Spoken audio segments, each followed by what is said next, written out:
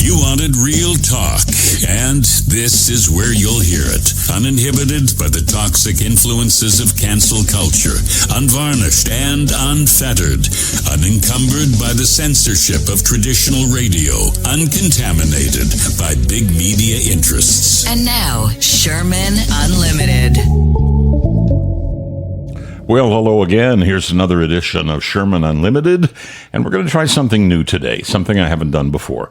If you've been a follower of Shurman Unlimited, I usually have a lot to say. I was going to say something to say, but a lot to say on a variety of subjects, but I focus on one, and it tends to be not quite scripted, but I've got notes in front of me that show me how to follow along and where I want to go and what I want to say. And it either interests you or maybe you disagree with it, but you listen nonetheless, and I thank you for that.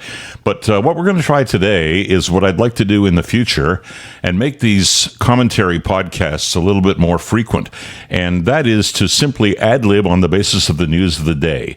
So I have no notes in front of me this time. I just have some topics that I want to touch on because I think they affect all of our lives. We read about them if that's our bent, or we watch television and get the news from that, wherever we get it. And the big one this week is Roe v. Wade. Now, I'm sitting here in Toronto, Canada, and the first question that I think I should ask myself, and I guess through me ask you, is if you're Canadian, Roe v. Wade, how does it affect you, or does it affect you at all? And the answer is you may feel some compassion or some attachment for women who are or will be in need of an abortion in states where it's going to be illegal or already is illegal. And in the face of Roe v. Wade, which has for pretty much 50 years taken care of things, what exactly has happened here? Because Roe v. Wade, if you don't understand precisely what it is, Roe v. Wade simply is Roe versus Wade, which was a case that appeared before the Supreme Court of the United States back in the 70s, and for the last 50 years has been a preventive, and that the preventive was to keep states or anybody else from forbidding an abortion essentially on demand to any woman who wanted one. And what that meant was my body, my choice, abortion if I so desire, and all of a sudden, no. But here's what Roe v. Wade wasn't. It wasn't a law. So it could be, indeed now was, given the leanings of the Supreme Court of the United States, an ability for that to be withdrawn. That what was seemingly a right in the United States to be withdrawn. So if you're a woman who has gotten pregnant, doesn't want the pregnancy, you can't just say, I want an abortion any old place you go. You just plain can't. And let me give you a little bit more background on Roe v. Wade so you understand, because eventually in this chat, I'm going to get into the essential differences between the United States and Canada, which don't seem like many, but in fact, are quite significant. Roe v. Wade ruled that unduly restrictive state regulation of abortion was unconstitutional. That's why states didn't get into the business of you can or you can't, and you could get an abortion pretty well anywhere in the United States that you wished. And the court held then that a set of Texas statutes criminalizing abortion in most instances violated a woman's constitutional right of privacy, which is connected to something called the Liberty Guarantee of the Due Process Clause of the 14th Amendment of the United States Constitution.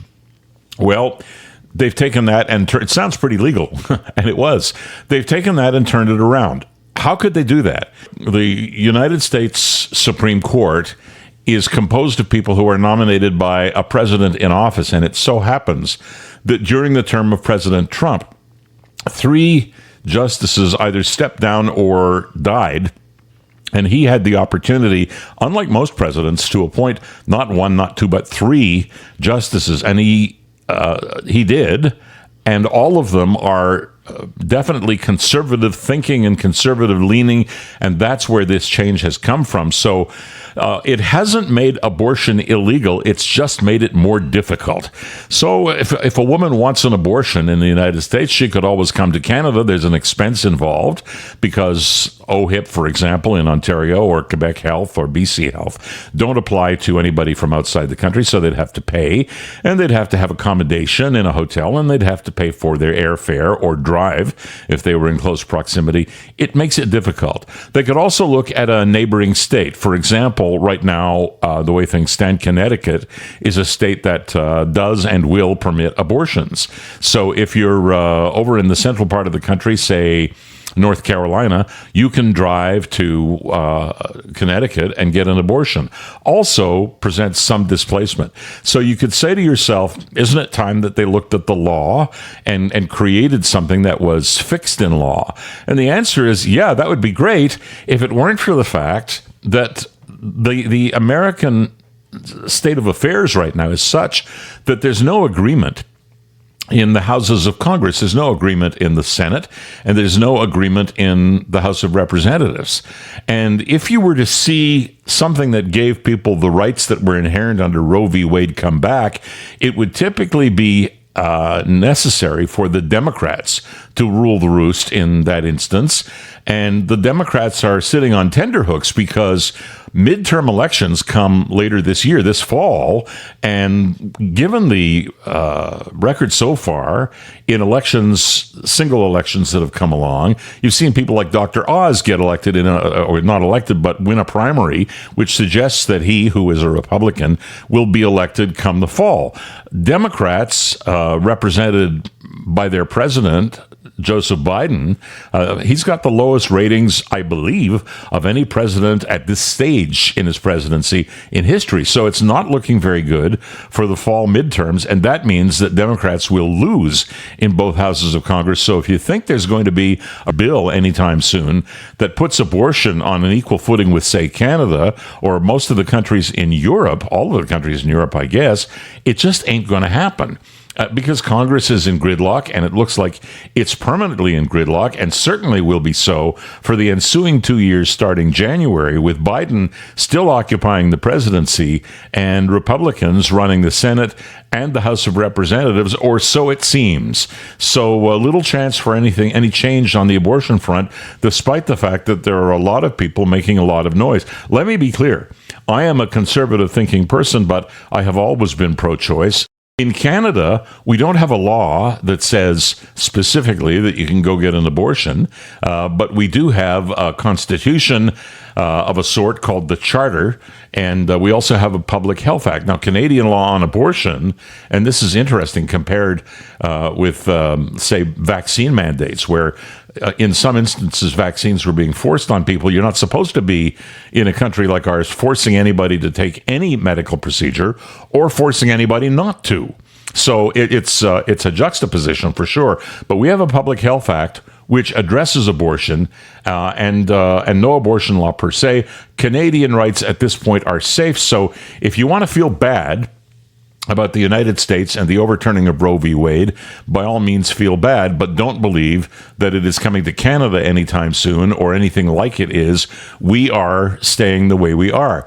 And so I said I was going to mention something about the differentiation between the United States and Canada. And I say this so often in conversation with friends, I'm going to say it here. The United States and Canada, if you go and live in the United States, for example, as I do for about 5 months a year in Florida as a snowbird, and then you come back and live in Canada and you're a Canadian, or vice versa, if an American comes and visits here, which is often the case, thank goodness again, and compares Canada with the States, superficially, they look similar. I mean, the buildings look the same. The people talk with a different kind of accent in most cases, but still it's English and very well understood. They eat fast foods in the same places in Canada and the States. We drive similar cars, whether they're domestically made or imported from abroad. We build our cities to look somewhat similar, but we have, as some people have described it, a different attitude. It's one thing to decide that you want to watch the American newscast at 6:30, and there's good old Lester Holt on NBC, and we get all their TV, and in border towns anyway, they get ours. But we're not the same. We're not the same at all. And without getting into a long diatribe on why we're not the same, let me put it this way, and this came from somebody who is quite close to me in this conversation. The United States was founded on one, and Canada was founded on many. What does that mean? It means that the rugged individualist who built, the ranch even if he had to kill native people to do it, was the quintessential American back in the 1800s as things were being established. In Canada, I guess because conditions were more difficult, and somehow or other, maybe it's the influence of the Brits who owned and operated Canada for so long before and after it was Canada. We operated in a more, let me put it in more of a duality or a multiplicity. People had to have an opinion that was shared as opposed to an opinion of one. And I think that's been passed on down. How does it manifest today? You hear Americans say it, as well as Canadians. Canadians come across as more polite. Americans come across as more cut and dried. This is the way it's going to be. So I don't know where this is all going, but I can tell you that it's not just Roe v. Wade that stimulates this kind of conversation. In the United States, around the same time that the Supreme Court was announcing that they were overturning Roe v. Wade, they were announcing a couple of other things. One of them was that guns can be concealed. So, for example, if you have a gun in New York State, which is neither an open carry or has been neither an open carry nor a concealed carry state, that gun can't just go with you in a purse or inside your vest pocket or behind your belt. Well, as of now, apparently that's changing. If you have a gun permit, that gun can go with you, which means more guns in the streets on the persons of people who ordinarily wouldn't be carrying those guns and who are not carrying them to commit a crime. But you know that will result in a greater number of confrontations. And that's a pity. So that's something that they're going to have to deal with there that we do not have to deal with here. Another thing that came from the Supreme Court around the same time has to do with the state of Maine and a contentious issue that we have fought here and not successfully. Interestingly, what it is the Supreme Court has told the state of Maine that it must pay for religious school funding across the board because they subsidize private schooling. If they subsidize private schooling, and that schooling happens to be schooling by Armenians or schooling by Jewish people or schooling by Catholics or just generally speaking Christian schooling, anybody, Muslims, it has to be paid for or subsidized by the state. Now, if you recall, in 2007, there was an election fought in the province of Ontario when John Tory, the mayor of Toronto, was leader of the Conservative Party and looking in June towards an October election that he was likely to win. He was defeated and lost his own seat on the basis of putting that policy, that very policy, forward in a province, Ontario, where Catholic schooling is funded from the public purse, which means and I'm not a Catholic, I have to pay for Catholics to be educated in a Catholic way, in a Catholic school system that is reserved for them. I've got nothing against Catholics. And by the way, harking back to abortion, you can't get an abortion in the public system if you go to a Catholic hospital to get that abortion. It's quite an amazing differentiation. But in the United States, particularly now starting with Maine, the Supreme Court is saying, no, you fund one, you fund all. But they don't have a confessional school system. They don't have a Catholic school system. We do. Where's that going? And in a time where we have sparse dollars, it seems, for education and the things we want to do, not to mention the health system before we go there, do we really need a duality in our school systems where the public purse, where I pay taxes for education, I'm funding a non-sectarian system as well as a Catholic system, but it can't fund the Muslims and it can't fund the Jews and it can't fund the Armenians. It can't fund anybody except those two systems. A question to be left hanging in the air, but one for us all to consider going forward. Before I go, I want to talk a little bit about the fact that there are some things still happening in the world that we haven't been talking about, but are still there and are still really important. For example, have we forgotten there's a war in the Ukraine?